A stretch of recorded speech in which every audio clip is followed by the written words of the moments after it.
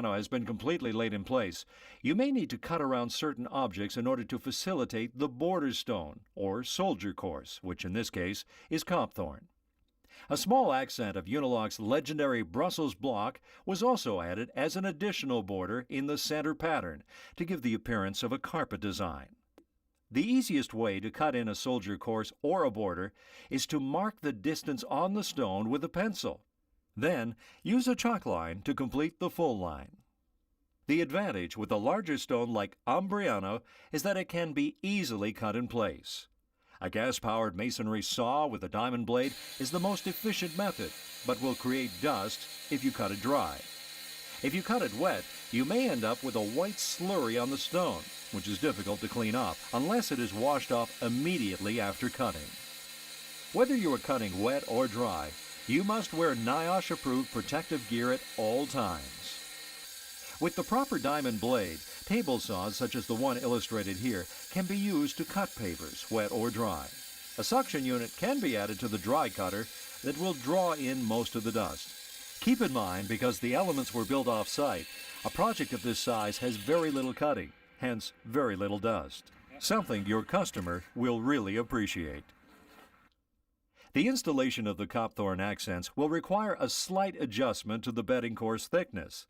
This is simply done by adding a small amount of sand to the area and then screeding it with a pre-cut screed board. This will help spread the correct amount of sand in the area. Because this area is like a channel, the contractor has made a small board that is notched on both ends. Once the adjustment in the bedding course has been made, the copthorn pavers can be installed. In any areas where pavers abut grass or gardens, a plastic or aluminum edge restraint should be used to prevent lateral movement of the pavers into the garden. These edge restraints are spiked into place using 12-inch galvanized spiral nails.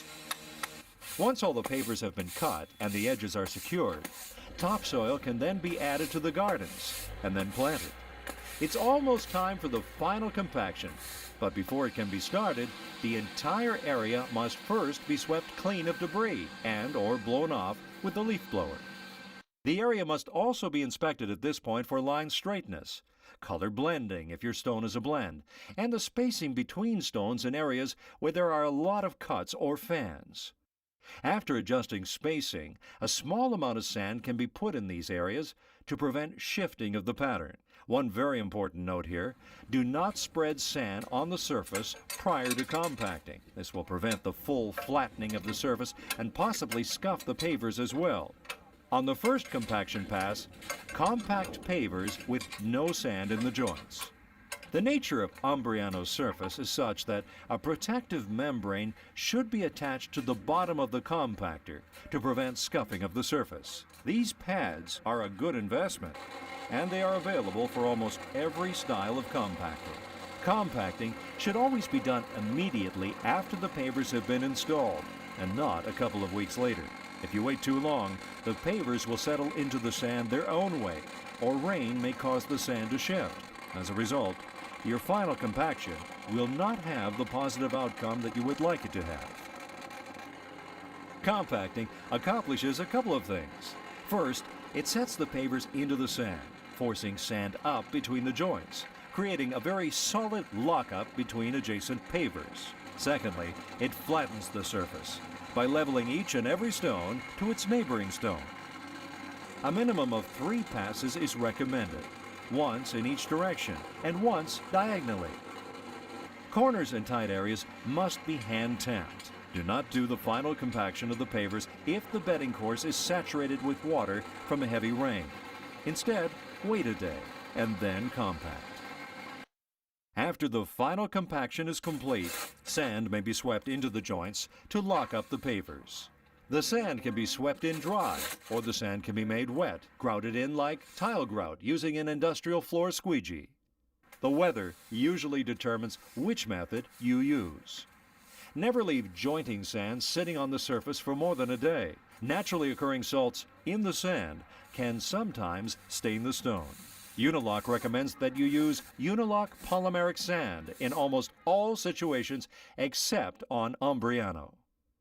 The unique color fusion surface on Umbriano has millions of tiny color particles near the surface that give it its pristine appearance.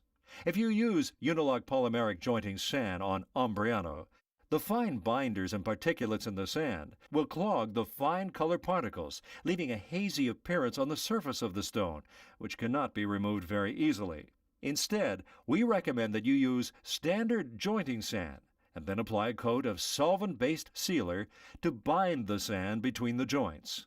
Sealing will enhance the color of the Umbriano and the Copthorn, giving them a deeper color, but some people prefer the lighter unsealed look.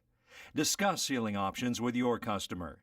Offering sealer as an option can be a nice add-on sale for a project, and it'll give the pavers a deep, intense color. At the end of the third day, this contractor finished this project and was ready to move on to the next installation. But before the customer came home from work, their furniture was set up on the patio area. The fire was lit, and some modest decorating was done to impress the customer. Just imagine the look on the customer's face when all this came to pass in only 3 days. The elements, the Umbriano, and the Copthorn all came together in a well-thought-out design. This addition to the home will certainly become the favorite room of the house. Get on board with the hottest trend in landscaping today. Become an outdoor living specialist. For more information about Unilock elements and installation specs, visit unilockprofessional.com.